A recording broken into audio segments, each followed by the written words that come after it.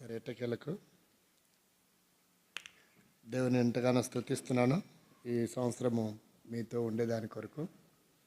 ఈ సంవత్సరమే నా జీవితంలో 2 సార్లకి వెళ్ళాల్సి వచ్చింది. ప్రతి సంవత్సరం 25 నుంచి 1 తారీఖు వరకు ఒకే చోట ఉండేవాడిని. ఒకవేళ ఇది కాసాపురము మర్మం కాబోలు ఆదిలాబాద్ వెళ్ళాల్సి వచ్చింది 25, 26. అక్కడి నుంచి మరలా అదేమో ఆ చివరికి, ఇదేమో ఈ చివరికి అన్నట్టుంది విజయవాడ నుండి. సరే, చాలా సంతోషం.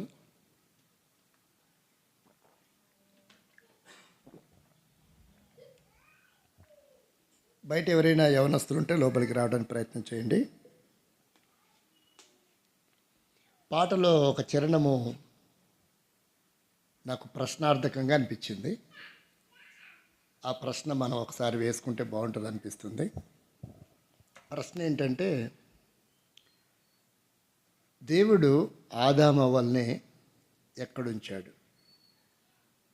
ప్రశ్న అది. దేవుడు ఆదామవ్వల్ని ఎక్కడుంచారు? ఎక్కడుంచారు? కరెక్ట్గా చెప్పండి. అంత జిగ్జాగ్గా వినపడుతుంది.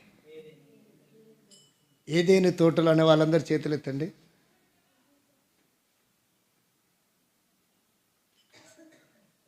కొంతమంది ఎత్తాల వద్ద కన్ఫ్యూజ్లో ఉన్నారు. సరే, దించండి.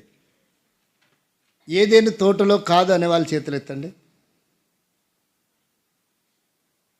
ఏదేని తోటలో కాదా? సరే, ఇంకెవరైనా 3వ ఆప్షన్ ఏమైనా ఉందా? సరే, కొంచెం కన్ఫ్యూజ్ అయినారేమో నా అభిప్రాయం. దేవుడు ఆదామవ్వలని మీరు అనుకున్న చోట ఉంచలేదని నా అభిప్రాయం. ఒకసారి చూడండి. ప్రశ్న ఇది, మనం ఆన్సర్ వేరే ఆలోచన చేద్దాం. ఆదికాండం 2వ అధ్యాయము 7వ వచనం కరెక్ట్గా చదవండి. కన్ఫ్యూజ్ అవ్వకుండా చదవండి. ఈ సంవత్సరం ముగింపులోనైనా కరెక్ట్గా తెలుసుకోవడానికి ప్రయత్నం చేద్దాం. నేను 3 ప్రశ్నలు వేయాలనుకుంటున్నా ఈ క్యాంపులో, ఈ 4 రోజులలో. మరి ఏమేమి ప్రశ్నలు వస్తాయో ఇంకా పొడిగకుండా చూసుకోవడానికి కూడా ప్రయత్నం చేస్తా. చదవండి. దేవుడైన యెహోవా నేల మట్టితో నరుని నిర్మించి వారి నాసికారంధ్రములో జీవవాయువును ఊదగా నరుడు జీవాత్మాయను. చదవండి. దేవుడైన యెహోవా తూర్పున, ఇది ఇలా చదవాలి. అసలు అది ఏదేను తోట కాదు. ఏదేను అనే ఒక భూభాగంలో ఒక తోట వేశాడు. అంటే ఎన్నో తోటలు ఉన్నాయేమో మనకు తెలీదు. ఏదేను అనే ప్రాంతంలో ఒక తోట వేశాడని రాయబడింది ఇక్కడ. మరలా చదవండి, మీరు కన్ఫ్యూజ్ అవ్వకండి. ఇంతకాలం కన్ఫ్యూజ్ అయ్యారేమో. దేవుడైన యెహోవా తూర్పున ఏదేనులో, కలిపి చదువుతున్నారు, అందుకే కన్ఫ్యూజ్ అవుతున్నారు ఇంతకాలం. ఏదేను అనే ఒక భూభాగంలో తోట వేశారు. ఇప్పుడు మనకు ఎక్కడుంది పొలం? ఎక్కడుంది మీకు అంటే ఏం చెప్తారు? చేనా పొలం అంటారు. ఇక్కడ చేను పొలం అంటారా? పొలం ఎక్కడుందంటే కసాపురంలో ఉందంటారు. కసాపురం అంతా పొలం కాదు. కాసాపురంలో మీకు ఒక పొలం ఉంది, 2 ఎకరాలు, 3 ఎకరాలు, 10 ఎకరాలు. అంతేగాని కసాపురం అంతా పొలం కాదు. ఇది కూడా అంతే. ఏదేనంతా తోట కాదు.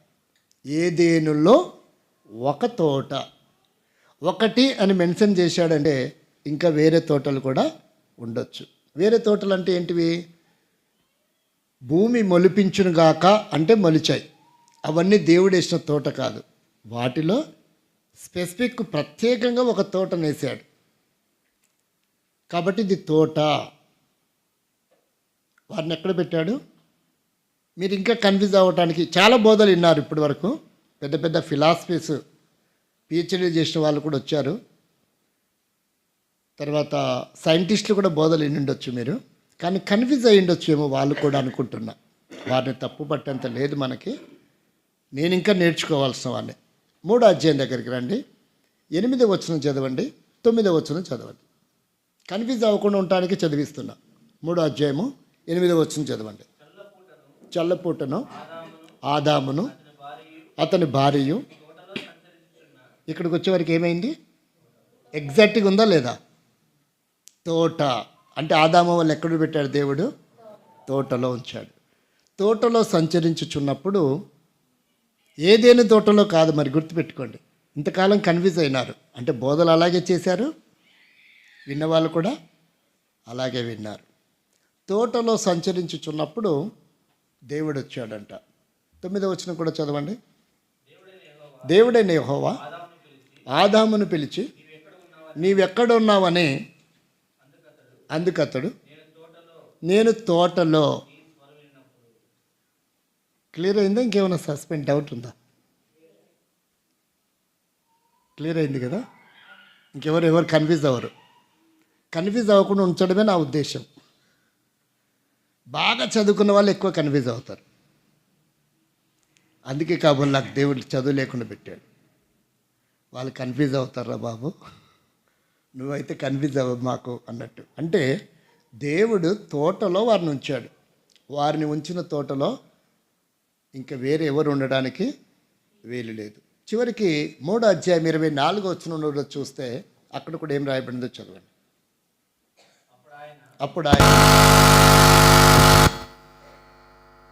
అప్పుడు ఆయన ఆదామును వెళ్ళగొట్టి, అక్కడ అలా చదువుతున్నారు. అంటే మీరు ఏం చదవాలంటే కన్ఫ్యూజ్ అవ్వకుండా అక్కడ పదానికి గ్యాప్ ఉంటుంది. ఏదేను తోట కలిపి ఉన్నాయా, గ్యాప్ ఉన్నాయా? ఆ గ్యాప్ లేకుండా చదవటం వల్ల ఏమైపోయింది? అది మొత్తం మారిపోయింది. కాబట్టి గ్యాప్ లేకుండా చదవండి. అక్కడ గ్యాప్ ఇవ్వండి. ఆదామును వెళ్ళగొట్టి ఏదేను తోటకు తూర్పు దిక్కున. అంటే మీరు ఎక్కడ ఆపాలంటే ఏదేని దగ్గర ఆపారనుకో అప్పుడు కరెక్ట్గా ఉంటుంది. ఆదామును వెళ్ళగొట్టి ఏదేను అక్కడ ఆపారనుకో, తోటకు తూర్పు దిక్కున కాయుటకు ఏం చేశాడంట? ఖడ్గదూతలను కాపలా పెట్టాడు. కాబట్టి కలిపి చదవటం వల్ల వస్తున్న సమస్య ఇది. విడివిడిగా చదివితే సమస్య లేదు. అందుకనే చాలా పర్యాయములు కలిపే చదవటం వల్ల సమస్యగా మారింది. కానీ 2వ అధ్యాయము 8వ వచనములు కానీ 3వ అధ్యాయము 8, 9, 10 వచనములు కానీ అక్కడ ఏదేను అనే పాట కనపడదు. తోట. కాబట్టి ఆంధ్ర వాళ్ళకి ఏమని చెప్తున్నారంటే, గుంటూరు పక్కనే ఒక ఊరు ఉంటుంది కాకాని అని. ఇక్కడ ఎవరైనా ఉన్నారా? మీకు సమీపంగా ఒక ఊరు ఉంది గుత్తిలో అద్భుత కుమార్ గారుల పరిచర్య ఉంది. వాళ్ళ సంఘము సహవాసము గుంటూరు ప్రక్కన ఒక చిన్న విలేజ్ ఉంటుంది కాకాని అని. వారు వెళ్ళే చోటుకి ఏమని పిలుస్తారంటే తోట అని పిలుస్తారు. అంటే వాళ్ళ మందిరము తోటలో పరిచర్య ప్రారంభమైంది కాబట్టి దానికి ఏమని పిలుచుకున్నారు? తోట అన్నారు. అది ఎక్కడుంది అంటే కాకానిలో ఉంది. కాబట్టి దానికి ఏం నామకరణం ఏంటంటే కాకాని తోట. ఒకవేళ అది కాకాని తోట అయిండొచ్చు, కానీ ఇది మాత్రం ఏదేని తోట కాదు. ఏదేని వేరు, తోట వేరు. ఇంకెవరు కన్ఫ్యూజ్ అవ్వరు కదా? రండి, ఈరోజు మనం ఒక వాక్యాన్ని చదువుకుంటాం. ఈరోజు మన అంశానికి సంబంధించిన వాక్యం 10:20 అయింది. ఒక చిన్న భాగాన్ని మనము ఆలోచన చేద్దాం. ఎంతమందిని నిద్రపోయే అలవాటు ఉంది? నిద్రపోయే అలవాటు ఉందా? జనరల్గా అందరూ నిద్రపోతారు. రాత్రి దేవుడు పుట్టించిన నిద్రపోవటానికి. కాబట్టి కొంచెం మనం ప్రయత్నం చేద్దాం. రాత్రి దేవుడు ఎందుకు పెట్టాడు? ప్రకృతి ధర్మంగా మనం ఆలోచన చేస్తే రాత్రి దేహానికి విశ్రాంతి కొరకు దేవుడు పెట్టాడు. కాబట్టి 12-1 గంట వరకు కొంతమంది క్యాజువల్గానే మేలుకునే అలవాటు ఉంటుంది. కాబట్టి అలాంటి వాళ్ళు, అలసిపోయిన వారు, ఉద్యోగము వ్యాపారాల్లో నిమగ్నమై వచ్చిన వారు, దేహం సపోర్ట్ చేయదు, ప్రార్థన చేసుకుంటే కొంచెం దేహానికి అవకాశం ఇస్తాడు. ఎంతమంది నిద్రను తీసుకొని వచ్చారు? వచ్చేటప్పుడు నిద్రను తీసుకొచ్చిన వాళ్ళు ఎవరైనా ఉన్నారా? పోనీ ఎంతమంది నిద్రను బీరువాలో పెట్టి తాళం వేసి వచ్చారు కదా? ఇలాంటివి అవసరమే మనకి. సరే, ప్రయత్నం చేద్దాం. 4 గంటల వరకు ఉండాలంటే మనం యాక్చువల్గా మా మందిరంలో అయితే ఒక్కోసారి 6:30 కూడా అవుతుంది. 6:30 అయినప్పుడు 11ంటికి ప్రారంభిస్తాం. ఒక మెసేజ్ కాదు, మళ్ళీ 2 మెసేజ్లు ఉంటాయి. మళ్ళీ వాగ్దానాలు తీసుకునే వారు కూడా ఉంటారు. కొంతమంది డ్యూటీలకు అట్లా వెళ్తూ ఉంటారు కనుక తప్పనిసరిగా వాళ్ళ కోసం మరలా ఉదయకాల వాగ్దానాలు కూడా ఉంటాయి. కాబట్టి ఇలాగుంటుంది. సిటీ పరిచయ వేరు, ఇక్కడ పరిచయ వేరు కనుక ఇది అటు సిటీ కాదు, చెప్పండి, ఇటు విలేజ్ కూడా కాదు, అంటే మిడిల్గా ఉంది ఈ ప్రాంతం. సరే, మొత్తానికి ఇది మున్సిపాలిటీనా? ఇది కూడా కాలేదా? మేజర్ పంచాయతీ. ఓకే ఓకే, అతి సమీపంగా ఉంది కాబట్టి మున్సిపాలిటీ అయ్యే అవకాశాలు సమీపంగా ఉన్నాయి. మంచిది. ఇప్పుడు మనం గమనిస్తాం మత్తయి సువార్త 7వ అధ్యాయము 23, 24 వచనాలు ఒకసారి చదివి సహాయపడండి.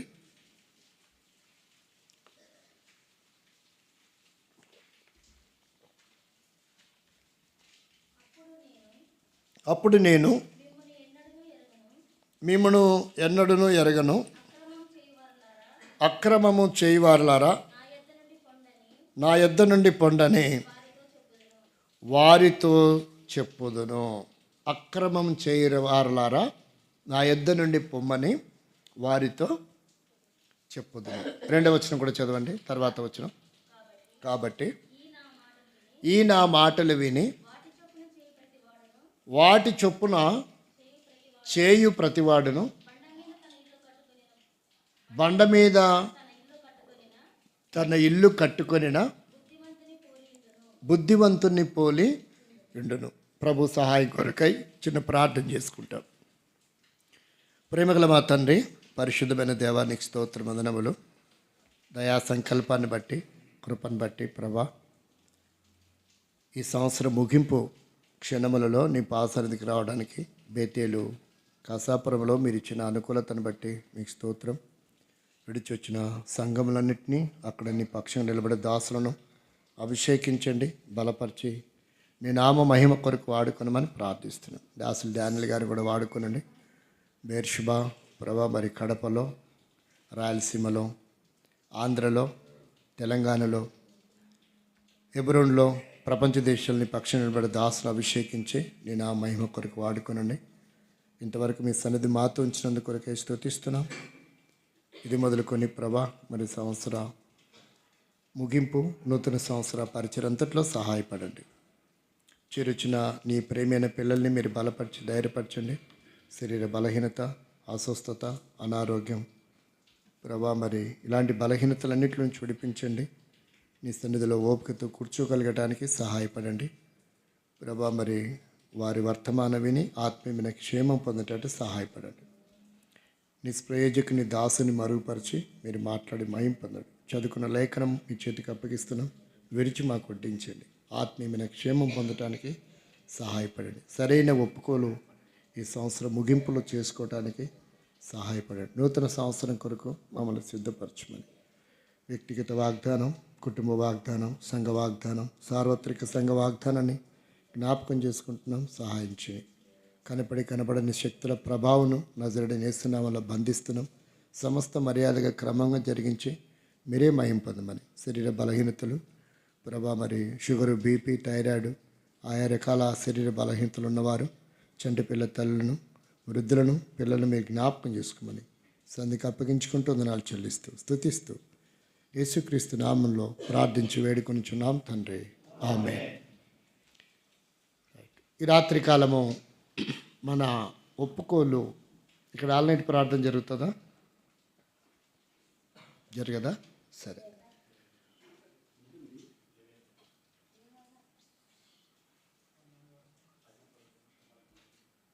ప్రతి నెల జరుగుతుందా అంటున్నా. సరే.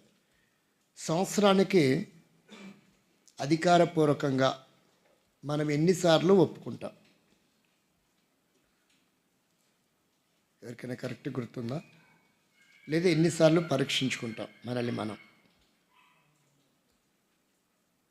అధికారపూర్వకంగా సంవత్సరానికి ఎన్ని పర్యాయములు మనం ప్రభు సన్నిధిలో ఒప్పుకుంటాము అధికారపూర్వకంగా? గుర్తులేదా? ప్రతి ఆదివారం బలలో చేవేస్తాం కదా, అప్పుడు మనం ఒప్పుకుంటామా లేదా?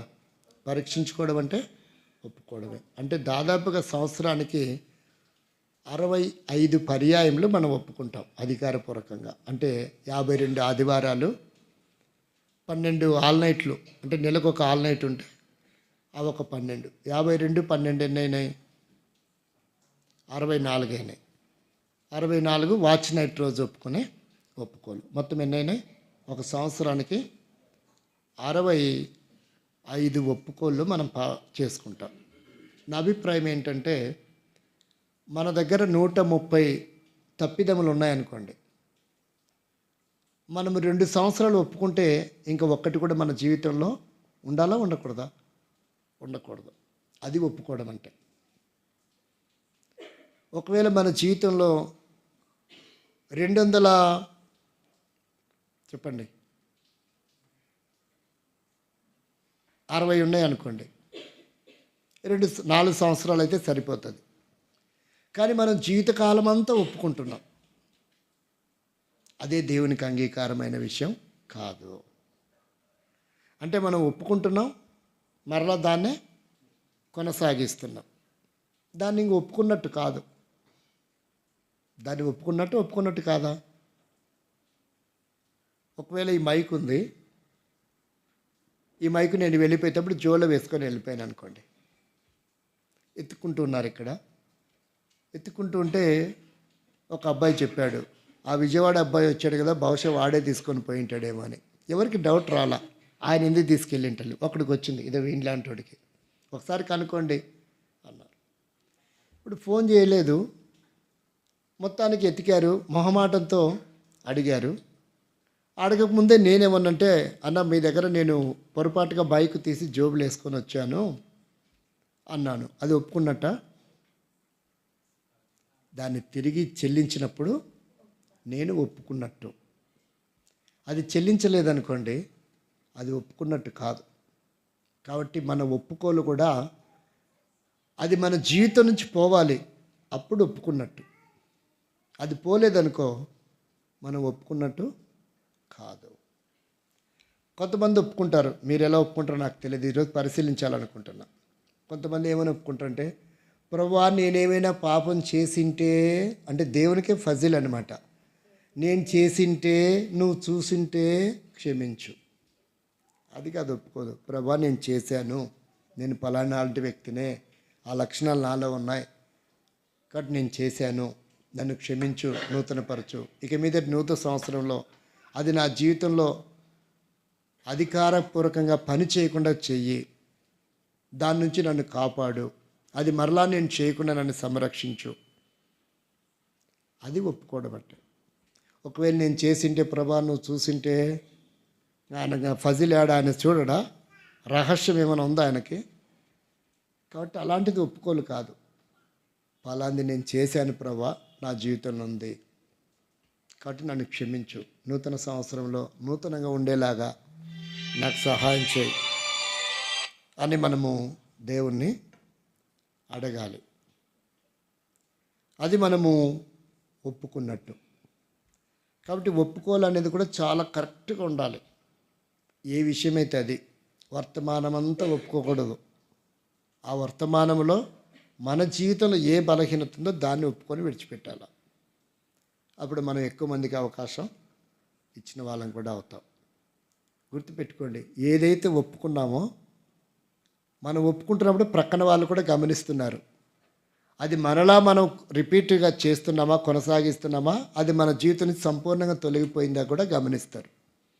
ఒకవేళ మీ కుటుంబ సభ్యులైతే కుటుంబ సభ్యులు గమనిస్తారు. గమనించరా? కాబట్టి కరెక్ట్గా ఒప్పుకోవాలి. ఏ దోషం లేకుండా ఉన్నది ఉన్నట్టుగా ఒప్పుకుంటే దేవుడు మన జీవితంలో మరలా అద్భుతం చేస్తాడు. ఇప్పుడు రండి, మన శీర్షిక ఏంటంటే ఈ రాత్రి అక్రమము. ఈ రాత్రి మన శీర్షిక ఏంటి? అక్రమాన్ని మనం ఎలా క్రమంగా మార్చుకోగలం. అక్రమమైనది ఏంటిది, దాని వలన మనం ఎన్ని సమస్యలు ఎదుర్కొన్నాం, ఏమేం కోల్పోతూ వచ్చాం, వాటిని అక్రమాన్ని మనము తప్పించుకోగలిగినట్లయితే, జయించగలిగినట్లయితే ఏమేమి మేలులు పొందుతామో అన్న విషయాన్ని మనం పరిశీలిద్దాం. ఇంతకు బైబిల్లో అక్రమం అనేది ఎప్పుడు ప్రారంభమైంది? అది అంచెలంచెలుగా ఎలా అభివృద్ధి అవుతూ వచ్చింది? ఎవరికైనా ఐడియా ఉందా? అక్రమం అనేది ఎలా ప్రారంభమైంది? అది ఏ ఏ కాలంలో విస్తరించింది? అసలు నిర్మూలం అయ్యిందా అవలేదా? కరెక్ట్ ప్రయత్నం చేయండి. ప్రయత్నం చేస్తే మీరు ఎక్కువ చెప్పగలరు. అది మీరు మాట్లాడదని కానీ నాతో మాట్లాడండి. బైబిల్లో అసలు అక్రమము ఎట్లా ప్రారంభమైంది? అది ఎలా అభివృద్ధి అవుతూ వచ్చింది? అది మన జీవితంలో కూడా పనిచేస్తుందా? దాన్ని మనం ఎలా పోగొట్టుకోగలం అనేది ఈరోజు మనము ఆలోచిస్తాం. మొట్టమొదట అక్రమం అనేది మొదటి పుస్తకంలోనే ప్రారంభమైంది. మొదటి పుస్తకంలోనే ప్రారంభమైంది. అంటే ఎప్పుడు ప్రారంభమైంది అంటారు? నేటికి దాదాపుగా 6020 సంవత్సరాల క్రితం ప్రారంభమైంది అక్రమము. ఎప్పుడు ప్రారంభమైంది? నేటికి భూమి మీదకి మనిషి వచ్చి 6021 సంవత్సరము ముగింపు. అంతకుముందు సృష్టిలో మనిషి లేడు. సృష్టి చాలామంది అభిప్రాయం ఏంటంటే కోట్ల సంవత్సరాల నుంచి మనిషి ఉన్నాడు అనుకుంటున్నారు. అది పచ్చి అబద్ధం. వాటికి ఆధారాలు లేవు. చరిత్రలోనే ఆధారాలు లేవు. ఎందుకంటే ఇక్కడ బాగా చదువుకున్న వాళ్ళు ఉన్నారు. నాగరికతలు 4 ఉన్నాయి. 4 నాగరికతలు ఎన్ని మెలకలు తిప్పి మాట్లాడుకున్నా 5000 సంవత్సరాల కంటే ఎక్కువ దాటి వెళ్ళదు. అతి ప్రాచీన నాగరికత మెసొపొటేమియా నాగరికత, రెండవది ఈజిప్టు నాగరికత, మూడవది చైనా నాగరికత, నాలుగవదే భారతదేశపు నాగరికత, లేదంటే సింధు నాగరికత అని పిలవాలి, లేదంటే హడప్ప నాగరికత అని పిలవాలి, లేదా జంబూ ద్వీపం అని పిలవాలి. కాబట్టి భారతదేశపు సింధు నాగరికత ప్రారంభమై నేటికి 5000 సంవత్సరాలు అనుకోవచ్చు. అంటే ఇంకా 1000 సంవత్సరాల క్రితం భారతదేశ చరిత్రలో లేదు, సింధు నాగరికత లేదు. కాబట్టి ఇక్కడ మనం గమనిస్తే మరి మనిషి కోట్ల సంవత్సరాల నుంచి ఉన్నాడని ఏ విధంగా గణాంకాలు చెప్తున్నారో మనకు తెలియదు. అవన్నీ అభూత కల్పితమని చరిత్ర పుటములలోనే లేవు. కాబట్టి మనం గమనించవలసిన విషయం అది. మనిషి పుట్టి 6021 సంవత్సరం అయిందంతే. కాబట్టి ఆది కాండంలోనే అక్రమం అనేది ప్రారంభమైంది. ఉదాహరణకు చూడండి, 15వ అధ్యాయము, ఆది కాండం 15వ అధ్యాయము. దేవుడు అబ్రహాంతో మాట్లాడుతున్నటువంటి మాటలు. దేవుడు అబ్రహాంతో మాట్లాడుతున్న మాటలు 15వ అధ్యాయము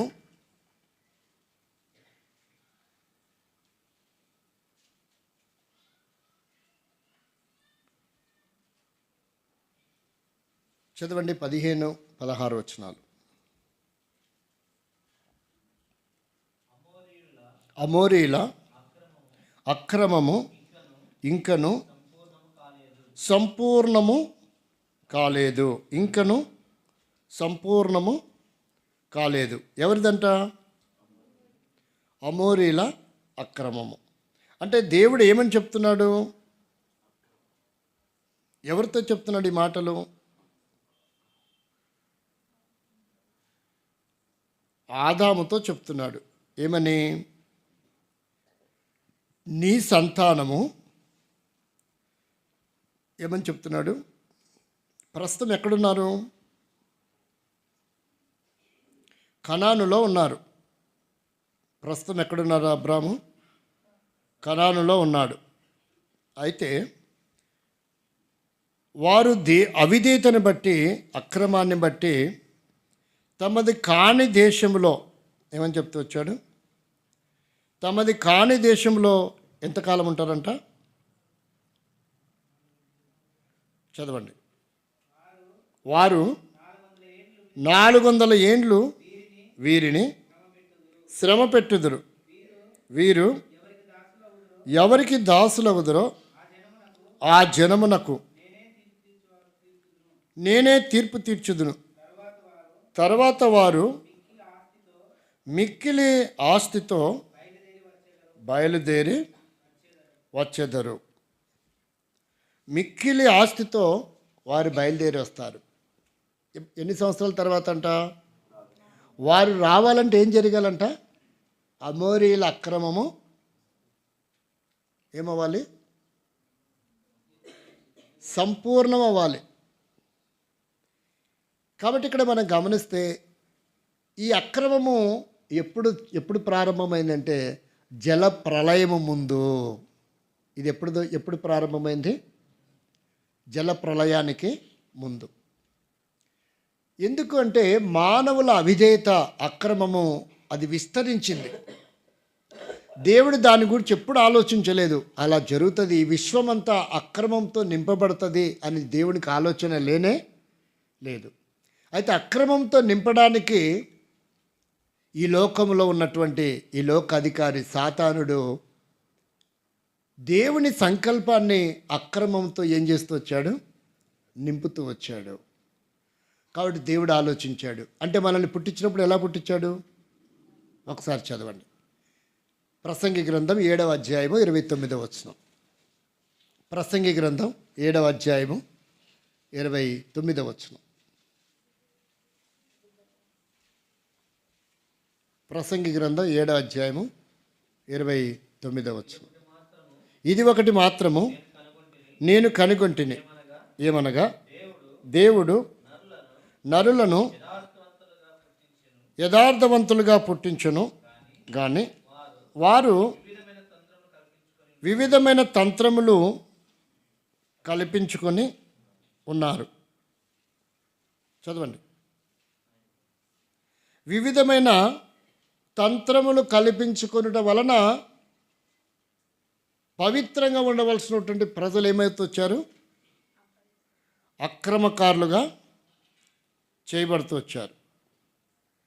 కాబట్టి దేవుడు ఏం చేశారంటే ఆ అక్రమాన్ని ఎలాగైనా క్రమంగా మార్చాలని ఇష్టపడ్డాడు. దాన్ని ఏం చేయాలనుకున్నాడు అంటే మొట్టమొదటి అక్రమం ఎప్పుడు ప్రారంభమైంది? జల ప్రళయానికి ముందు ప్రారంభమైంది. అయితే దేవుడు ఏం చేశాడంటే ఆది కాండములోనే జల ప్రళయానికి ముందు తోటలో అక్రమము ప్రారంభమైంది. అక్రమం అంటే ఏంది? క్రమం అంటే ఏంది? దేవుడు చెప్పింది చేయటం క్రమం. దేవుడు చెప్పింది చేయలేదంటే ఏం చేసినట్టు? ఇప్పుడు అక్రమం చేశారు. కాబట్టి తోటలోనే మొట్టమొదటి అక్రమం అనేది ప్రారంభమైంది. అక్రమాన్ని దేవుడు ఏం చేయాలనుకుంటే సంపూర్ణంగా నిర్మూలించాలని ఆలోచించాడు. 7వ అధ్యాయం ఆదికాండం 7వ అధ్యాయము మొదటి 2 వచనాలు చదవండి.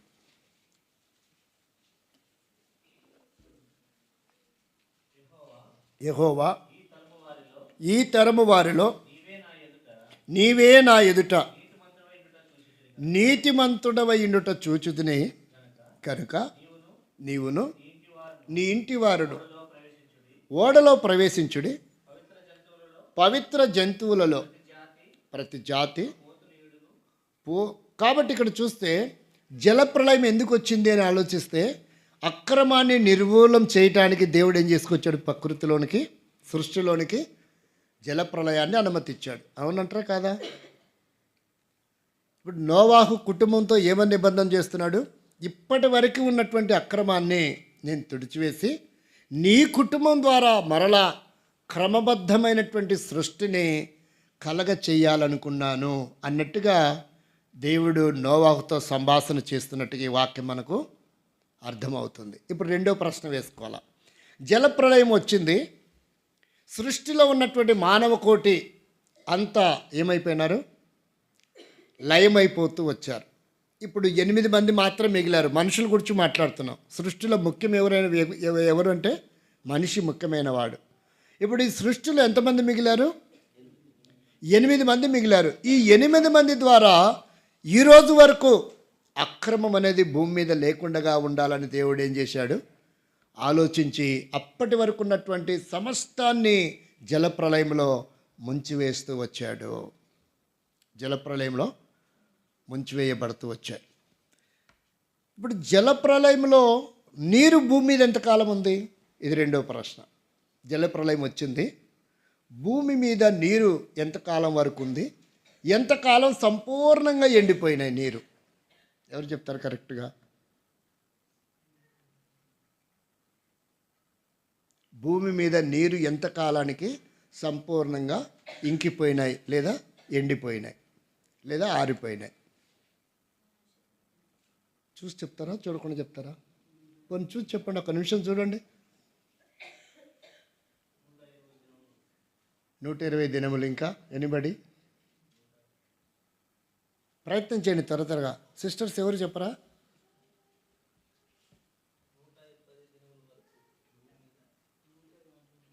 150.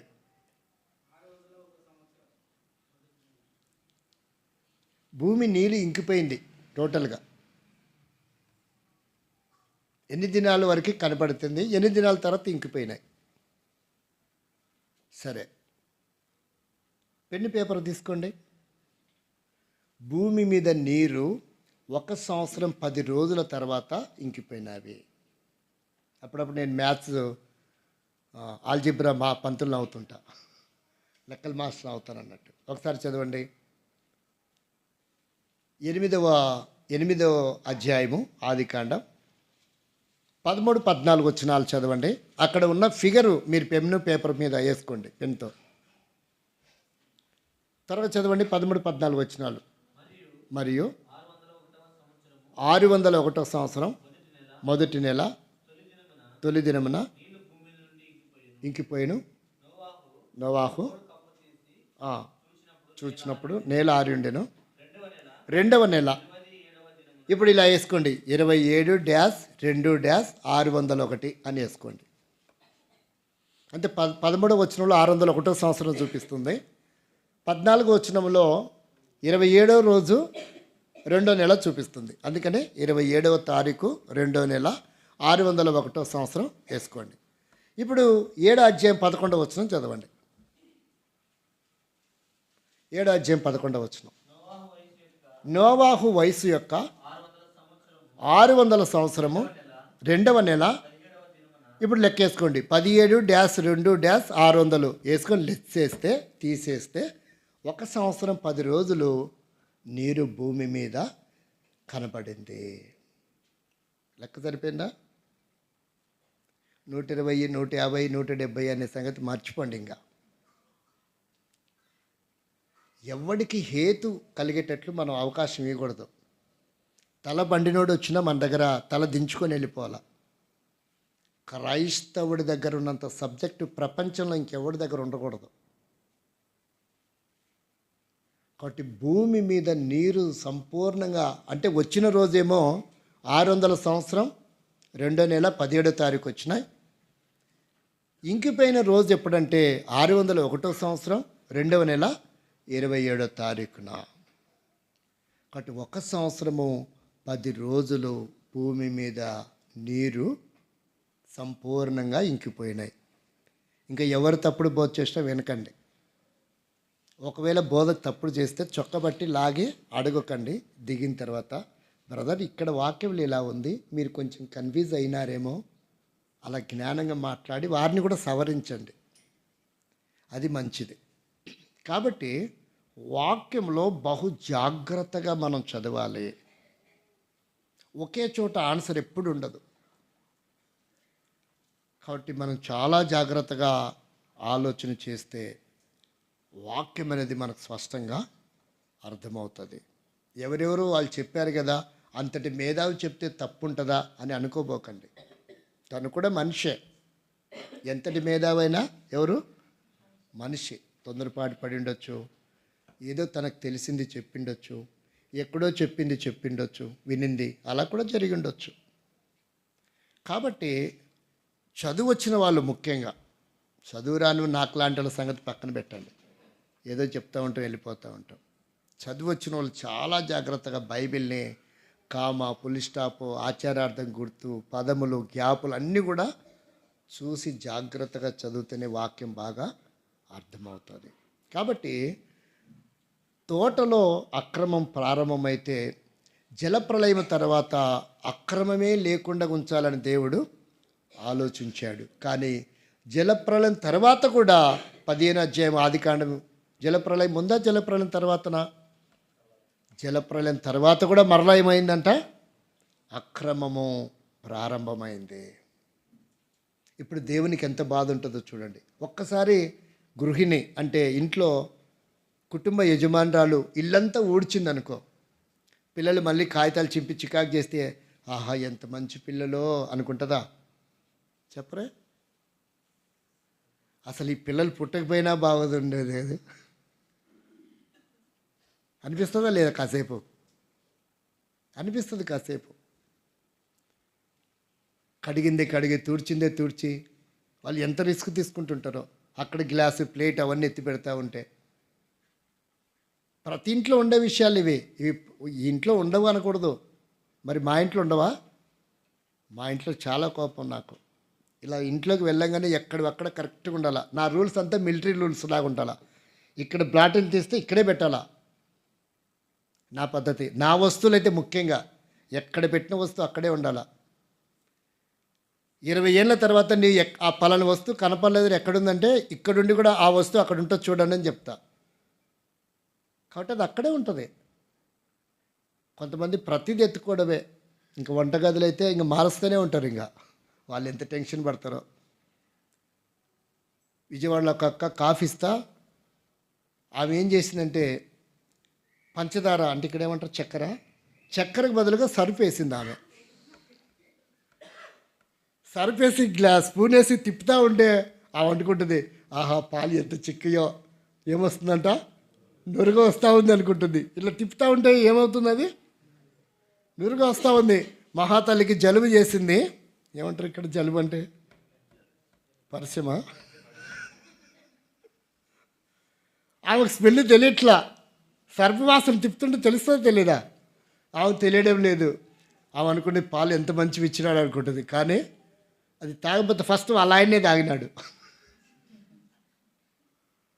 మొత్తం నోరంతా ఒకలాగైందంటే మూసేసినాడు ఆయన. ఆ తర్వాత నేనేమో వేడి తాగలేను, కొంచెం చల్లారాలి. ఇక అప్పుడు అర్థమైంది, బ్రదర్ తాకండి. సిస్టర్ కొంచెం కన్ఫ్యూజ్ అయింది. చక్కెరకు బదులుగా పంచదారకు బదులుగా సర్ఫ్ వేసినట్టుంది ఆ అమ్మాయి అంటే. ఆ డబ్బా అక్కడ పెట్టింది. ఆ డబ్బా ఎలా మారిందో తెలియదు. ఆమెకు తెలుసు ఇది పంచదార డబ్బానే. కానీ అక్కడ సర్ఫ్ డబ్బా ఎలా వచ్చిందో ఏమైందో అది పిల్లలే మార్చారో ఆమెనే కన్ఫ్యూజ్ అయిపోయి బట్టలు నానబెట్టిన తర్వాత ఆ డబ్బా చేత పట్టుకొచ్చి ఇక్కడ పెట్టుకుందో మనకు తెలియదు. మీరు అట్లాంటి వాళ్ళు కాదు, చాలా మంచి వాళ్ళే.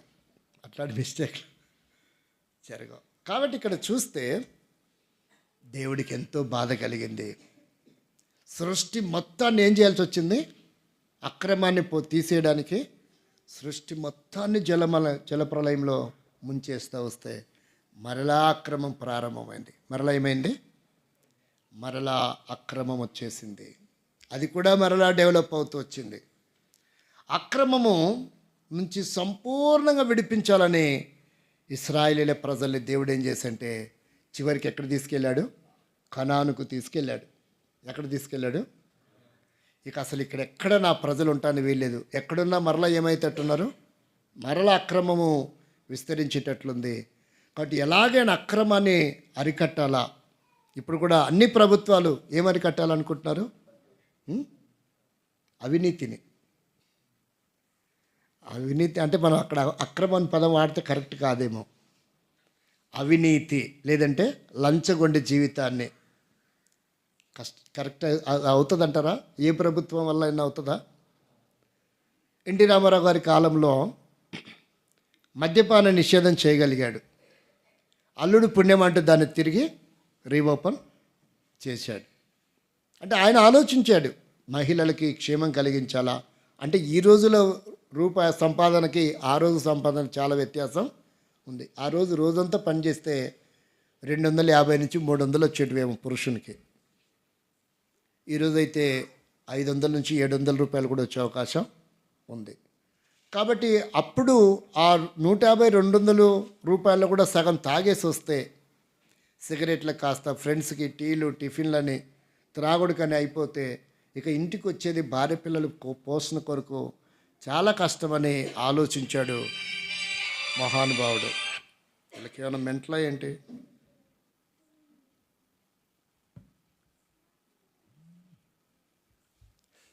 అసలు ఈరోజు ఫోన్ చేయొచ్చా? వాళ్ళ ఆనందం అట్టుందేమో, విషయం కూడా మనకు తెలియదులేండి. ఇందాకనే పరిచయం అయింది ఆమె కొత్తగా. వాళ్ళ కుమారుడికి మ్యారేజ్ అవ్వట్లేదట, 35 ఏళ్ళు. మీరు సస్తారో బతుకుతారో మా అబ్బాయికి ఒక పెళ్లి చేసి కెనడాకి పంపాలని ఆమె కేకలేస్తూ ఉంది. 35 సంవత్సరాలు అంటే ఇంతవరకు ఒప్పుకోవట్లేదంట. బస్సులోనే మాట్లాడినా, ఇంక చేయకమ్మ ఫోన్ అని కూడా చెప్పిన. సరే, ఇక్కడ మనం గమనించవలసిన విషయం ఏంటంటే దేవునికి చాలా వేదన ఎక్కువైంది. అంటే ఎంత నష్టం జరిగిందో చూడండి. జలప్రలయంలో సృష్టి మొత్తాన్ని నిర్వీర్యం చేయాలని చేసినాడు. ఏం లేకుండా ఉండాలని? అక్రమం అనేదే లేకుండా ఉండాలని దేవుని యొక్క ఆలోచన. అయితే మరలా అక్రమం వచ్చేసింది.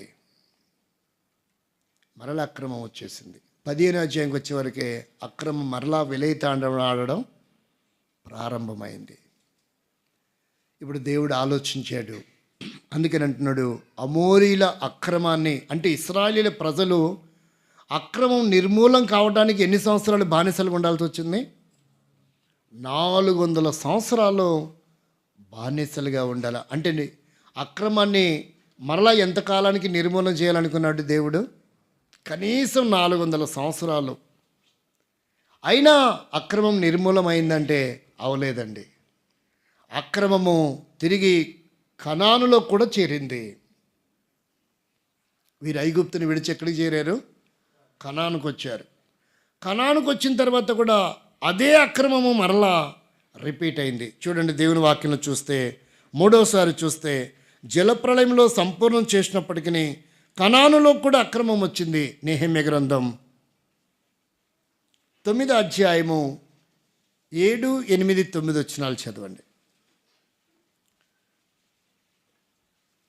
నెహెమ్యా గ్రంథం 9వ అధ్యాయము 7వ వచనం నుండి చదవండి. 7, 8, 9.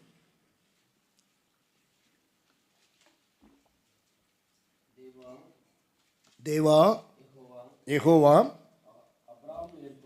అబ్రామును ఏర్పరచుకొని కల్దీల ఊరు అను స్థలము నుండి యువతలకి అతన్ని రప్పించి అతనికి అబ్రహాము అని పేరు పెట్టిన వాడవు నీవే. అతడు నమ్మకమైన మనసు గలవాడని ఎరిగి కనానీలు, హిత్తీలు, అమోరీలు, పెరిజీలు, యెబూసీలు, గిర్గాసీలు అనువారి దేశమును అతని సంతతి వారికి ఇచ్చినట్లు అతనితో నిబంధన చేసిన వాడు నీవే. 9 వరకు చదువు. నీవు నీతిమంతుడవై ఉండి నీ మాట చొప్పున జరిగించితివి. ఐగుప్తులో మా పితరులు పొందిన శ్రమను చూసి ఎర్ర సముద్రం యొద్ద వారి మొరను వింటివి. కాబట్టి ఈ రీతిగా దేవుడు ఇక్కడికి వచ్చేవరకే జలప్రలయం తర్వాత మరలాక ఒక కుటుంబాన్ని ఎంచుకున్నాడు దేవుడు. ఎవరు ఆ కుటుంబం? అబ్రహాము.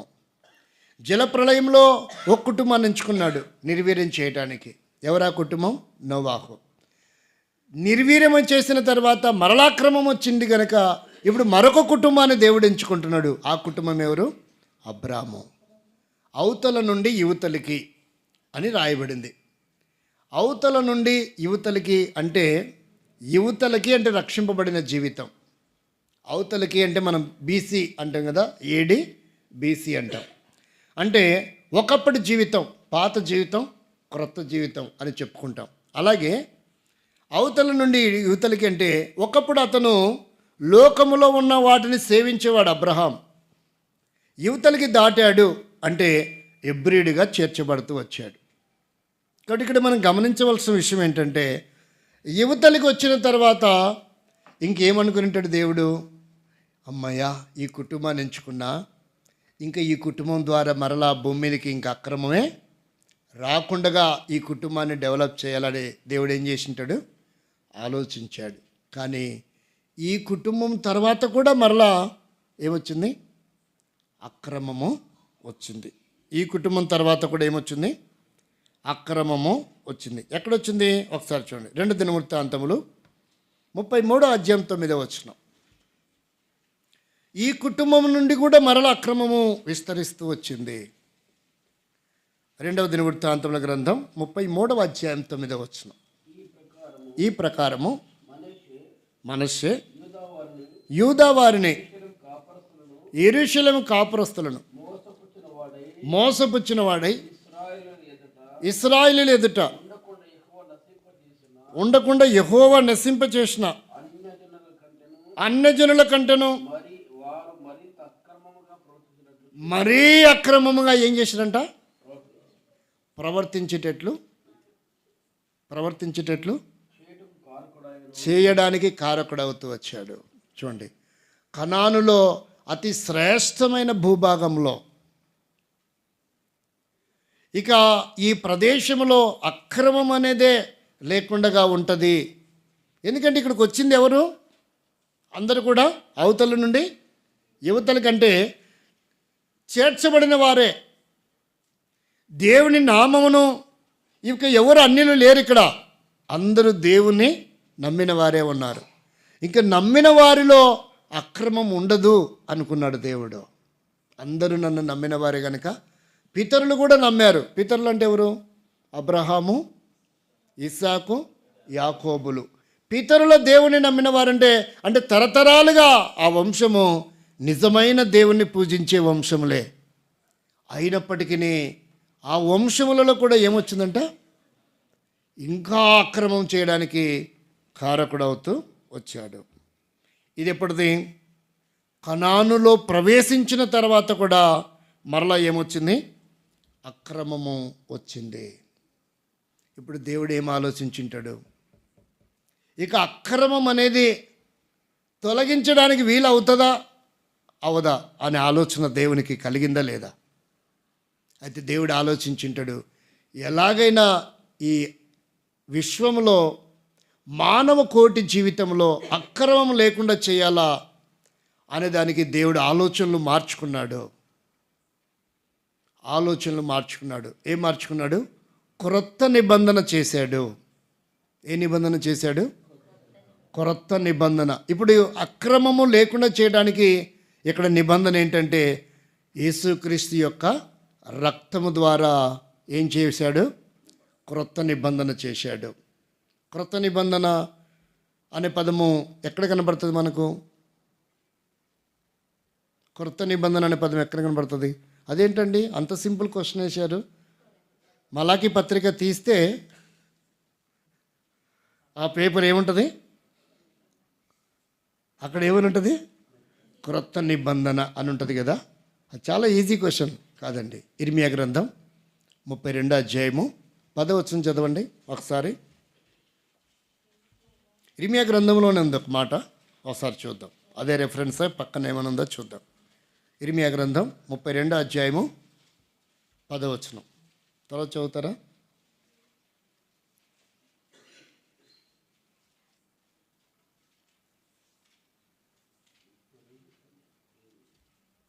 ఎవరైనా చూడండి త్వరగా. 31:10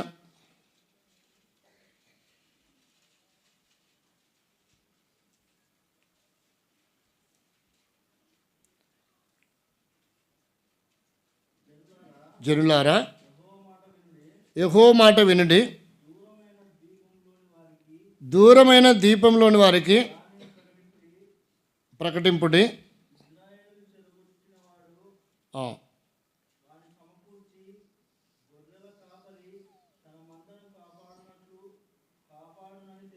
31:10 33 చూడండి.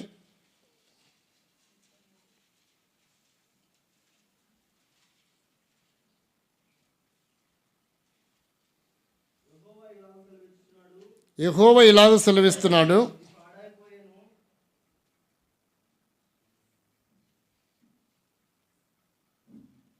అదేనంటారా?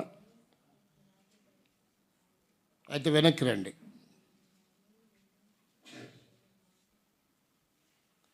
పాత నిబంధనలోనే కొత్త నిబంధన అనే పదం మనకు కనబడుతుంది.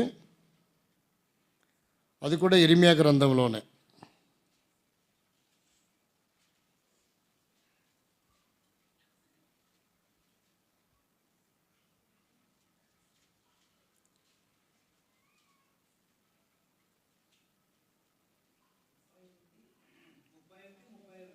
ఒకసారి చదవండి. ఇదిగో నేను ఇశ్రాయేలు వారితోనూ యూదా వారితోనూ క్రొత్త నిబంధన చేయు దినములు వచ్చుచున్నవి. గుర్తుపెట్టుకోండి, ఆ మాట రాసుకోండి. 31 క్రొత్త నిబంధన చేయు దినములు అంటే ఇది ఎక్కడ చెప్తున్నాడు? పాత నిబంధనలోనే. ఈ మాట ఎందుకు చెప్పింటాడు అంటారు? అక్రమాన్ని ఎలాగైనా ఈ మానవ కోటిలో లేకుండా చేయాలన్నదే దేవుని యొక్క ఉద్దేశం. దానికోసమే క్రొత్త నిబంధన చేయాలన్న ఆలోచన దేవునికి పాత నిబంధన గ్రంథంలోనే వచ్చింది. ఇప్పుడు క్రొత్త నిబంధన చేయడానికి కారణం ఏంటంటే, క్రొత్త నిబంధన అంటే నూతన నిబంధన రక్తం కిందకి మనం వచ్చాం. నూతన నిబంధన రక్తము కిందకి వచ్చాం అంటే అక్రమం నిర్వీర్యమైపోవడానికి యేసుక్రీస్తు చివరి రక్తపట్టు దారపోస్తూ వచ్చాడు. అయినా సరే ఇప్పుడు క్రొత్త నిబంధనలో కూడా అక్రమం వచ్చింది. అయినప్పటికీ యేసుక్రీస్తు వచ్చి సృష్టికి అంతటికి చివరి రక్తపట్టు దారపోసినప్పటికీ కూడా మరలా ఏం ప్రారంభమైంది? మరలా అక్రమం ప్రారంభమైంది. ఒక్కసారి ఆలోచించండి. అందుకని అంటున్నాడు మత్తయి సువార్త 24:12 ఒకసారి చదివితే, మత్తయి సువార్త 24:12 అక్రమము విస్తరించుట వలన అంటే మొట్టమొదట మిస్ అయింది ఏంటి? ఏం కనుమరుగైపోతుందంట? ప్రేమ. అసలు సృష్టి మొత్తానికి మూలం ఏం చెప్పాడు? విశ్వాసము, రెండవది నిరీక్షణ, ప్రేమ. ఈ మూడిట్ల ముఖ్యమైనది ఏంటంట? ప్రేమనే. అంటే దేవుడు ఏమైనాడు? యేసుక్రీస్తు ప్రభు ఆయన ప్రేమ స్వరూపి. కాబట్టి ఏ ప్రేమ అయితే ఈ సృష్టిలో విశ్వంలో ఉండాలనుకున్నాడో ఆ ప్రేమనే లేకుండా చేసింది ఏంటంట? అక్రమము.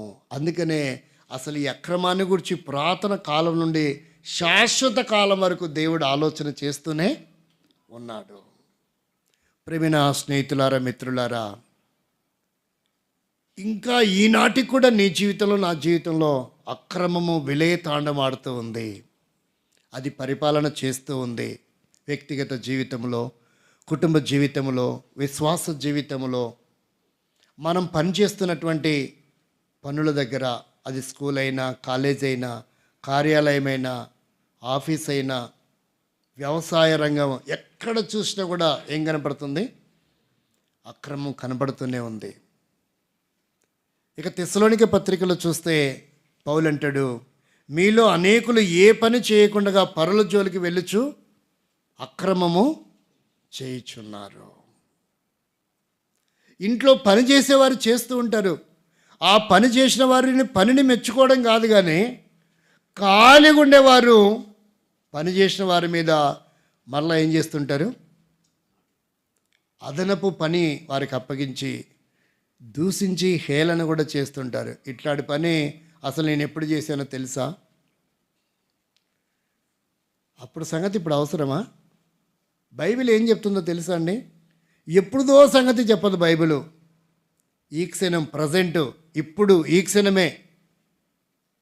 అందుకే వాక్యం చెప్తుంది రోమపత్రికలో, ఇప్పుడు క్రీస్తు యేసునందున్న వారికి, ఎప్పుడో ఉన్నవారికి కాదు, ఇప్పుడున్న వారికి. అంటే శరీరాన్ని విడిచిపెట్టే క్షణములు ఉన్నవారిని, ప్రభు రాకడ క్షణములో ఉన్నవారిని. ప్రభా, నేను 50 ఏళ్ళ వరకు అసలు నువ్వు ఎట్లున్నావో నేను అట్లున్నా ప్రభా, ఒక్క సెకండ్ అవలా ఇంతలోకి నువ్వు వచ్చావు. ఆ 50 ఏళ్ళ చరిత్రను చూసి ఇది ఒక్కదాన్ని మన్నించవా అంటే ఆయన ఏం చేస్తాడో తెలుసా? మన్నించడు. అప్పుడు అంత సంగతి ఎలా ఉన్నా నాకు అవసరం లేదు, ఇప్పుడు ఎలా ఉన్నా అడుగుతాడు. చూడండి, ఒక ఉదాహరణ కూడా ఉంది. ఎహెజ్కేలు గ్రంథం 18వ అధ్యాయము 22వ వచనం ఒకరు చదవండి, 24వ వచనం ఒకరు చదవండి, అప్పుడు మనకు అర్థమవుతుంది.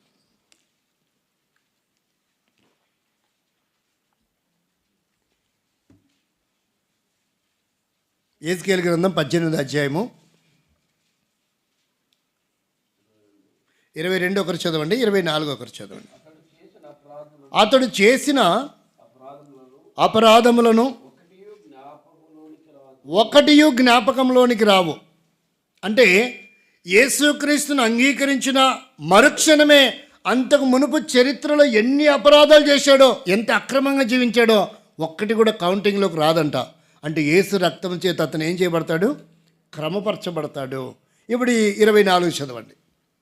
అయితే నీతిపరుడు తన నీతిని విడిచి పాపము చేసి దుష్టులు చేయు ఏ క్రియల ప్రకారము జరిగించిన ఎడల అతడు బ్రతుకునా?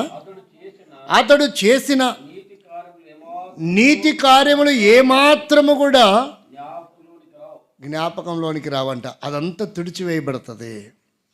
ఇప్పుడు ఈ క్షణం నువ్వు ఎలా ఉన్నావో దాన్ని బట్టి ఏం చేస్తాడంట? తీర్పు తీరుస్తాడు.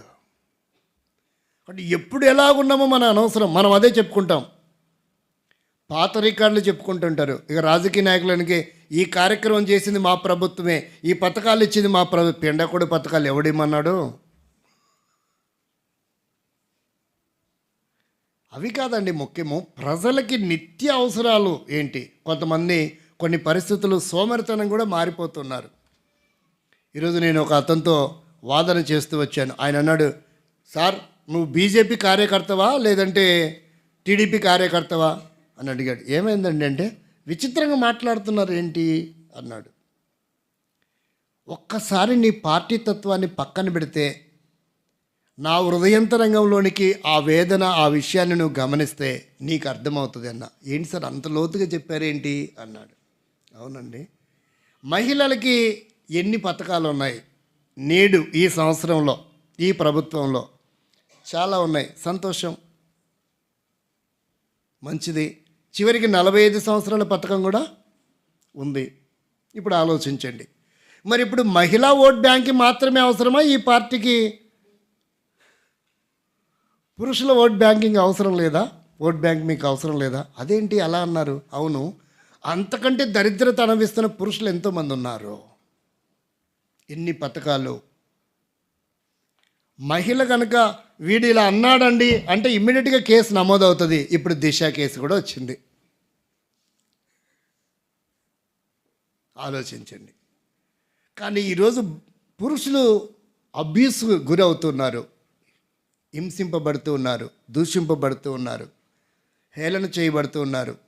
అటు పిల్లలకి, ఇటు తల్లిదండ్రికి, భార్యకి దూరమై వేదన చెంది రోడ్ల మీద పిచ్చోళ్ళుగా తిరిగే వాళ్ళు ఎంతోమంది ఉద్యోగం పోగొట్టుకొని నిరాధారులుగా లేరంటారా 45 సంవత్సరాల వాళ్ళు. మళ్ళీ వాళ్ళకేంటి పథకం? చెప్పరేంటి? వాళ్ళకి పథకం ఏమొద్దా? వాళ్ళు ఓటు వేయలేదా? వాళ్ళకి మనసు లేదా?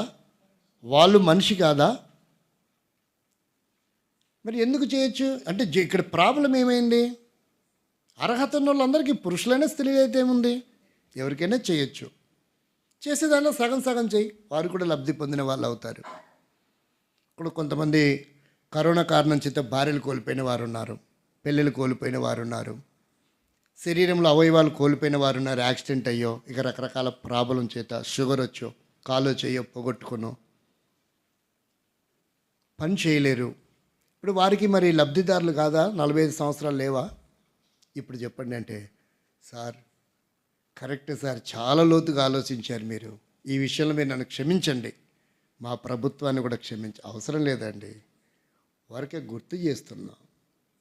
ఎన్నో మంచి పథకాలు ఉండొచ్చు, మంచిదే, కానీ మనుషులందరూ హక్కుదారులే, స్త్రీలైనా పురుషులైనా. లిస్టుగా తీస్తే మహిళల కంటే పురుషులు ఎక్కువ మంది కూడా తేలే అవకాశం ఉంది ఈ రోజుల్లో అలాంటి వ్యక్తులు. కాబట్టి మనం ఆలోచన చేయండి. ఇప్పుడు ఈ రోజుల్లో వాటి కొరకు ఎన్ని అక్రమాలు వస్తున్నాయి తెలుసా? ఉండి కూడా భర్త లేడు, నేను ఒంటరి మహిళని అని ఆధార్ కార్డులు రికార్డెడ్ చేస్తూ ఉన్నారు. చనిపోకపోయినా చనిపోయినారని పుట్టిస్తున్నారు. కాబట్టి జననానికి త్వరగా నమోదవుతుంది, కానీ మరణము ధృవీకరణ చేయడానికి మాత్రం ఆలస్యం అవుతుంది. ఎందుకో తెలుసా? చాలా ఎంక్వైరీలు జరుగుతున్నాయి. ఇలాంటి ప్రమాదాలు అంటే ఇవన్నీ సెక్రటరియట్లో పనిచేసే వాళ్ళు, వాలంటరీగా ఉన్న వాళ్ళందరికీ ఈ సమస్యలు ఎదుర్కొంటూ ఉంటారు. ఇప్పుడు మనకు అటు వెళ్ళొద్దు. కాబట్టి ఇక్కడ మనం గమనించవలసిన విషయం ఏంటంటే, అక్రమం అనేది ప్రతి కార్యాలయంలో పనిచేస్తూనే ఉంది.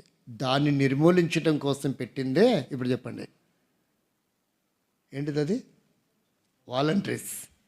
దాన్ని నిర్వీర్యం చేయటానికే. ఎందుకంటే పింఛన్ తీసుకోవాలంటే ఒక రకంగా ప్రశంసించక తప్పదు. చిన్న వయసులో ఉన్న ఏ పార్టీ అయినా ఆయన నాయకుడు, ఆయన పథకాలను మనం ప్రశంసించాలి.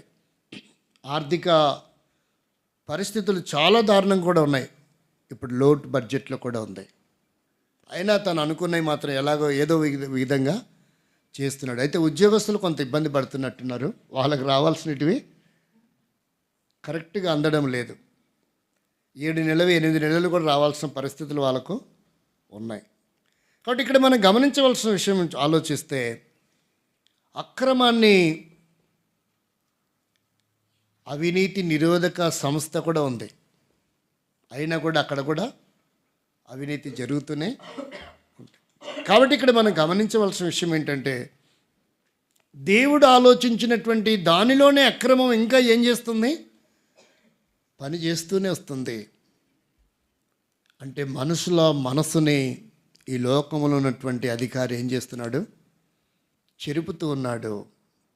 భార్య భర్తల మధ్యలో, తల్లిదండ్రి పిల్లల మధ్యలో, కుటుంబ సభ్యుల మధ్యలో, సహోదరుల మధ్యలో కూడా అక్రమం ఏం జరుగుతుంది? పరిపాలన చేస్తూనే ఉంది. కాబట్టి దేవుని యొక్క ఉద్దేశం ఎంత వేదనకరంగా ఉందో మనం గమనిస్తూ ఉంటున్నాం. అయినప్పటికీ క్రొత్త నిబంధనలో కూడా తన కుమారుని పంపించి శిలువ యాగము జరిగినప్పటికీ, చివరి రక్తబొట్టు ధారపోసినప్పటికీ మరలా ఏమైంది? మరలా అక్రమము. తద్వారా ఏం పోయిందంటే, మొట్టమొదటిది శ్రేష్టమైంది ప్రేమ ఏమైపోతూ వచ్చింది? చల్లారిపోయింది. ప్రేమ చల్లారిందంటే అక్కడ ద్వేషం, పగ, అసూయ, కుళ్ళు, కుతంత్రాలు అవి ప్రబలుతూ ఉన్నవి. సంఘాలలో కూడా, సహవాసంలో కూడా అది విస్తరిస్తూ వచ్చింది. సహోదరుల మధ్యలో కూడా కోర్టులు, కేసులు, గొడవలు. అసలు ఎవరికి వాళ్ళు క్రమం చేస్తే పోలీసు ఒక్కడు కూడా అవసరం లేదండి. పోలీస్ స్టేషన్ కూడా అవసరం లేదు. అసలు కోర్టు కూడా అవసరం లేదు. సిబిఐ కూడా అవసరము లేదు. అవన్నీ ఎందుకు ఉన్నాయి? అవి ఉన్నాయి కాబట్టే మనం చేస్తున్నామా? అవి లేకుండగానే మనం జీవించగలిగితే అవి ఉండాల్సిన అవసరమే లేదు. కాబట్టి ఏ కుటుంబంలో భార్యాభర్తల మధ్యన సమస్య లేకపోతే ఏ పెద్దలు వచ్చి న్యాయం తీర్చాల్సిన అవసరమే లేదు. పోలీస్ స్టేషన్కి వెళ్ళాల్సిన అవసరమే లేదు. కోర్టుకి విడాకుల కొరకు అప్లై చేసుకోవాల్సిన అవసరమే లేదు. ఇవన్నీ ఎందుకు వస్తున్నాయంటే అక్రమము. విశ్వాసులమే, భక్తిపరులమే ఎన్నో సంవత్సరాలైంది బాప్తిసం తీసుకొని. ప్రియ సహోదరి సహోదరుడా, సంవత్సరం ముగింపులో ఉన్నావు. నీ జీవితంలో ఏ విధమైన అక్రమం ఉంది? ఏ ఏ రంగంలో నీ జీవితంలో అక్రమాన్ని చేస్తూ ఉన్నావు ఎవరికి తెలియడం లేదని. కొంతమంది ఉద్యోగం చేసేవాళ్ళు డాక్యుమెంట్స్ మార్చడం, సంతకాలు మార్చడం. ఒకవేళ వ్యవసాయ రంగానికి చెందిన వాళ్ళైతే స్థలంలో పాతిన రాళ్ళు మార్చడం, సరిహద్దు రాళ్ళు. ఇక సెక్రటరీకి సార్వభౌమ అధికారం ఉంటుంది. ఆర్ఐ గారికి అంటే ఎక్కువ అధికారం ఉండదు సెక్రటరీకి. ఇప్పుడు కొత్త పోస్టులు వచ్చినాయి, విఆర్ఏ, విఆర్ఓ. విఆర్ఏ కూడా వచ్చింది. ఒకప్పుడు దాన్ని గ్రామ పోలీస్ అని పిలిచేవాళ్ళు. ఎవరైనా కొట్టుకున్నా చంపుకున్నా దాన్ని ఏమంటారు ఇక్కడ, తలారా. పూర్వం ఒక వ్యక్తి వాడు ఆ ఉద్యోగానికి ఏం పేరు, కర్ర పట్టుకొని తిరుగుతూ ఉంటాడు, తలారి. తలారి కాస్త ఇప్పుడు ఏమైందంటే విఆర్ఏ ఆ పోస్ట్ వచ్చేసింది. అది కూడా అధికారపూర్వకంగా గవర్నమెంట్ జాబ్గా మారింది. కాబట్టి డాక్యుమెంట్స్ ఎలాగైనా మార్చేసే పరిస్థితులు కనబడుతున్నాయి. అవి అక్రమాలు. ఒకవేళ అధికార పార్టీకి చెందిన వ్యక్తులైతే ప్రేమిన వారులారు గమనించండి. ఎంత దుర్మార్గం అంటే తెలంగాణలో నాగర్ కర్నూలు జిల్లా హెడ్ క్వార్టర్లో బేతనీయ ప్రార్థన మందిరం ఉంది. మాజీ కౌన్సిలర్ అంట బేతనీయ ప్రార్థన మందిర స్థలాన్ని ఆక్రమించేసుకున్నాడు. వాళ్ళు కాంపౌండ్ కట్టలేదు, ఆర్థిక స్థితిగతులు బట్టి స్థలాన్ని ఏం చేసేసినాడు, ఆక్రమించాడు. సంఘ పెద్దలు, బ్రదర్స్, విశ్వాసులు వెళ్ళి అడిగితే ఆ పార్టీ అధినేతలు అన్నంట, సిట్టింగ్ పార్టీకి చెందినటువంటి కౌన్సిలర్ కనుక చెప్పండి, ఆ కేసు, ఆ స్థలము ఆక్రమించేశాడు. ఎవరి స్థలం అది? ఎన్నో గ్రామకంఠం ప్రభుత్వ స్థలాలు ఉంటాయి, ఎకరాలు ఆక్రమించుకోవచ్చు. కానీ ఏం ఆక్రమించాడు అతను? ఏకంగా దేవుని మందిర స్థలం ఆక్రమించాడు. ఒకసారి ఆలోచించండి. ఇలాంటి వారు ఎంత భయంకరులో. ప్రియమైన సోదరి సోదరుల, కొంతమంది వేరే స్త్రీలను ఆక్రమించడం, వేరే పురుషులను ఆక్రమించడం, వేరే కుటుంబాలను ఆక్రమించడం, వేరే వారి స్థలాలు, వేరే వారి డబ్బుని ఆక్రమించి అన్యాయంగా, మోసపూరితంగా, దుర్మార్గంగా ప్రవర్తించడం, అది విశ్వాసులకు తగునా అని ఒకసారి ఆలోచిద్దాం. ఒకవేళ అది ఇంకా నీలో ఉంటే ఎలా విశ్వాసాన్ని పిలువబడుతున్నావు? ఒకవేళ దేవుడు కనుక మరలా నిర్ణయం తీసుకుంటే నీ ఒక్క వ్యక్తిని బట్టి, నీ ఒక్కదాన్ని బట్టి, నీ ఒక్క వ్యక్తిని బట్టి ఒకవేళ కసాపురం అంతా నిర్మూలన చేయాల్సిన పరిస్థితి ఏర్పడుతుంది. ఏంటి పరిస్థితి? కాబట్టి ప్రేమైన సోదరి సోదరుడా, ఏ విషయంలో అక్రమంగా ప్రవర్తిస్తూ ఉన్నావో, సంవత్సరం ముగింపులో ఉన్నావు, ఇదే అక్రమాన్ని కలిగి మరల నూతన సంవత్సరం ప్రవేశించుకో. ఈ సంవత్సరంతోనే విడిచిపెడదాం. ప్రభా, నేను చేయవలసింది చేయలేకపోయాను. సంఘంలో ఎన్నో బాధ్యతలు నాకు అప్పగించబడ్డాయి. ఆయా సంవత్సరాల్లో పరిచర్య, ఆయా వారాల్లో, ఆయా నియామక కూడికల్లో నాకు అప్పగించబడింది. నేను చేయలేకపోయాను. ఆ పని ఆగిపోయింది, ఆ మీటింగ్ ఫెయిల్ అయిపోయింది, ఆ పరిచర్య ఆగిపోయింది. అది కూడా అక్రమమే. చెప్పేది చేయకపోయినా అక్రమమే, చెప్పింది చేయకపోయినా అక్రమమే, చెప్పంది చేసినా అక్రమమే. ఎందుకంటే ఆ పని సౌలు చేశాడు. సమూయేలు రాలేదని రాజుగా ఉండవలసిన సౌలు ఏం చేశాడు? బలి అర్పించాడు. తద్వారా సమస్తాన్ని కోల్పోయాడు సౌలు. మన్నించండి. తను కాని పని చేశాడు, తనకు అప్పగించిన పని చేశాడు, చెప్పింది చేయకుండా చెప్పంది చేశాడు. ఒకవేళ విశ్వాస జీవితంలో మనం కూడా అలా ఉన్నామా? చెప్పింది చేయకుండా లేక చెప్పంది చేసిన వారంగా ఉన్నామా? అది కూడా అక్రమమే. ఆత్మీయమైన విషయంలో, భౌతికంగా అయితే ఇంట్లో చెప్పకపోయినా చేస్తే నీళ్ళు ఎత్తుకురమ్మని చెప్పలేదు, నీళ్ళన్నీ తీసుకొచ్చి ఇంట్లో పాత్రలను నింపేస్తే వాళ్ళు కళ్ళకు అద్దుకుంటారు, నా బంగారమే నా ఎండి అంటారు. ఓకే, అది మంచిదే. కానీ ఆత్మీయమైన జీవితంలో సంఘంలో అలా కాదు. మనకు చెప్పింది చేయకపోయినా అక్రమమే, చెప్పంది చేసినా కూడా అక్రమమే. ఈ అక్రమం నీ జీవితంలో విలయతాండమైనది ఈ సంవత్సరంలో ఒకసారి ఆలోచిద్దాం, పరిశీలన చేసుకుందాం. నేనే అక్రమం చేయలేదు అని ఎప్పుడు కూడా ఆలోచించొద్దు. ప్రభువా, ఈ సంవత్సరంలో ఇది నాకు అక్రమం తెలీదు, తొందరపాటు దొరికిపోయింది, నా భర్త తెలియకుండా చొక్క జేబులో డబ్బులు తీశాను, అది అక్రమం నాకు తెలియదు. నాకు అధికారం ఉంది కదా, నేను భార్యనే, నా భార్యకి తెలియకుండా డబ్బు తీశాను, అది నా అధికారం ఉంది, తెలిసి తీయాలి. ముందైనా చెప్పాలి, తెలియపరచాలి, లేక తీసిన తర్వాతనైనా తెలియపరచాలి. లేదంటే అది అక్రమం. ప్రియమైన స్నేహితులారా, మిత్రులారా, ఇలాంటి అక్రమాలు దేవుని దృష్టిలో లెక్కించబడుతున్నాయి. ఏళ్ళు తరబడి మనం అక్రమకారులుగా ఉంటున్నాం. అందుకనే ఆయన ఏం చేయాల్సి వచ్చిందో తెలుసా? అక్రమకారుల కొరకై ఒకసారి చదవండి, ఏమవుతూ వచ్చాడు. యెషయా గ్రంథం 53వ అధ్యాయము 5వ వచనం త్వరగా చదువుతారా? మన అతిక్రమ క్రియలను బట్టి అతడు గాయపరచబడెను, మన దోషములను బట్టి నలుగుగొట్టబడెను. అది జరిగిపోయింది. ఇంకా మనలో క్రమం లేకుండా ఉంటే ఎలా? ఇంకా క్రమం లేకుండా ఉంటే ఎలా? రోజు రోజుకి మనం ఆత్మీయంగా ఎదగాలని దేవుడు కోరుతున్నాడు. ఇంకా పవిత్రులం కావాలనుకుంటున్నాడు. అసలు నేరపూరితమైన జీవితం మనలో ఉండకూడదు అనుకుంటున్నాడు. అక్రమంతో కూడింది లేశమైన మనలో ఉండకూడదు అనుకుంటున్నాడు. అందుకే ఆయన అన్యాయపు తీర్పు పొందాడు. ఏ నేరము చేయకపోయినా నీ కొరకు నా కొరకు చివరి రక్తబొట్టంతో దారపోస్తూ వచ్చాడు. అయితే మనం ఇలాగే ఉండిపోవాల్సిందే అక్రమంలో. దీని నుంచి మనకు విముక్తి లేదా అని రాత్రి నువ్వు ప్రశ్నించుకుంటే ఒక గొప్ప అవకాశం ఇచ్చాడు.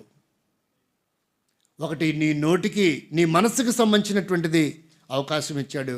రెండవ అవకాశం ఆయన చేస్తానంటున్నాడు. ఒకసారి చదవండి, మనకిచ్చిన అవకాశం చూడండి, మన చేతిలో ఉన్న అవకాశం చూడండి. సామెతల గ్రంథం 28వ అధ్యాయము 13వ వచనం. సామెతల గ్రంథం 28వ అధ్యాయము 13వ వచనం. ఇది మన చేతిలో ఉంది అక్రమం నుంచి తప్పించుకునడానికి.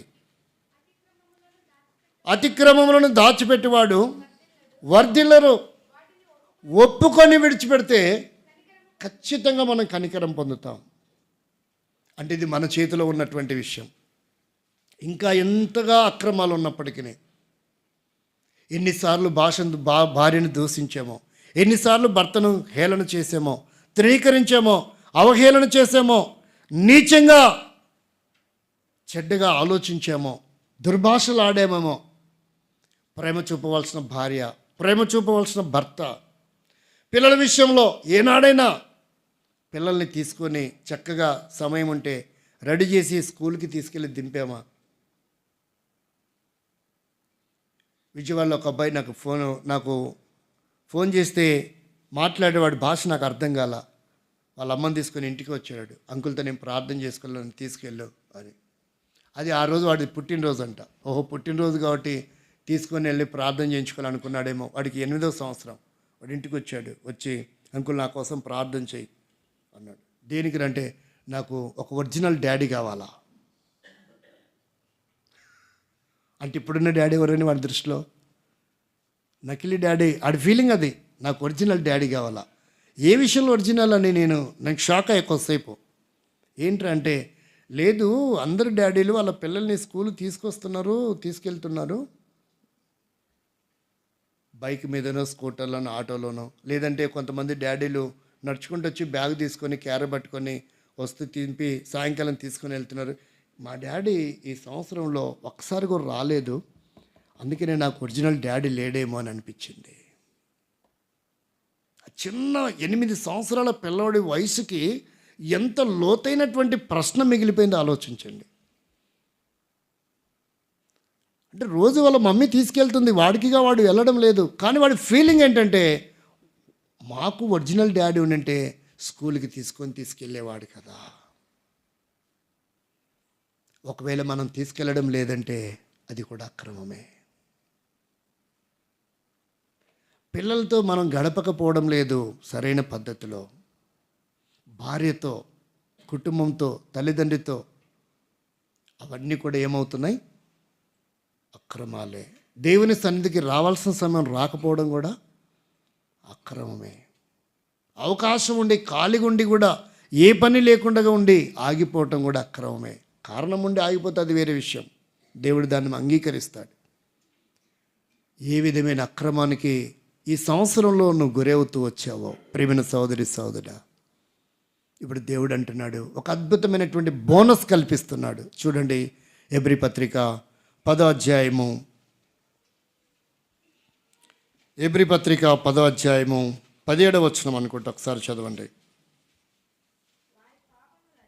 వారి పాపములను, వారి అక్రమములను ఇక ఎన్నటికీ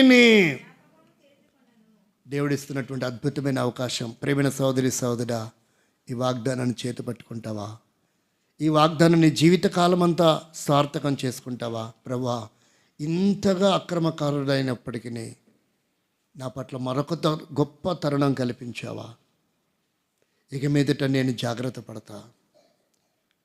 నా అక్రమాన్ని బట్టి ఎంతోమంది ఈ దినాన్ని చూడకుండా మరణించారు. నాకంటే నీతిమంతులు, పుణ్యమూర్తులు, ఉన్నతమైన స్థితిగతులు ఉన్నవారు మరణించారు.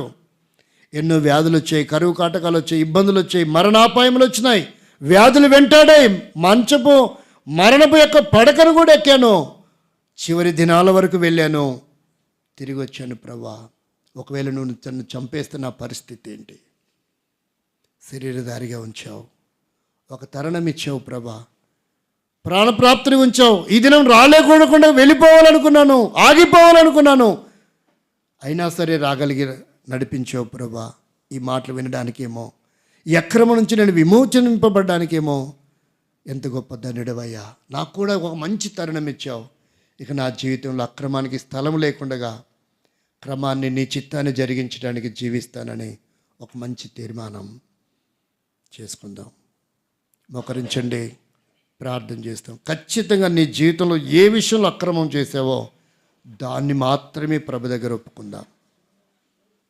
అతిక్రమం దాచిపెట్టేవాడు వర్ధిల్లడు, ఒప్పుకొని విడిచిపెడితే కనికరం పొందుతాం. ఆయన అంటున్నాడు, ఇక మీ అక్రమం నేను జ్ఞాపకం చేసుకున్నాను. వస్తావా ఈ వాక్యం యొక్క అనుభవంలోనికి, ఆ తీర్మానంలోనికి వస్తావా? లేదా అక్రమంలోని ఇంకా జీవించి ప్రమాదాన్ని కొని తెచ్చుకుంటావా? ప్రియ సోదరి సోదరా, ప్రభు వైపు ఒక్కసారి చూడు. ఆయన యొక్క హృదయంతరంగంలో నీ వేదనను చూడు. ఎవరైనా నువ్వు చెప్పిన మాట వినకపోతే నువ్వు ఎంత వేదన చెందుతావు, ఎంత బాధపడతావు, ఎంత కలవరపడతావు. అసలు అక్రమమే లేకుండా చేయాలని ఎన్ని రకాల శాసనాలు మారుస్తూ వచ్చాడు నీ కొరకు. చివరికి అంటున్నాడు, తన కుమారుని కూడా పంపించాడు, అయినా అక్రమం వచ్చింది. ఇప్పుడు అంటున్నాడు, నేను జ్ఞాపకమే చేసుకోను. వస్తావా ఈ తరుణంలోనికి? అంగీకరించబడతావా? నూతన సంవత్సరంలో నూతనమైన జీవితంలో జీవించడానికి ఇష్టపడతావా? సరైన తీర్మానం చేసుకుందాం. ఒకరించండి, ప్రార్థన చేసుకుందాం.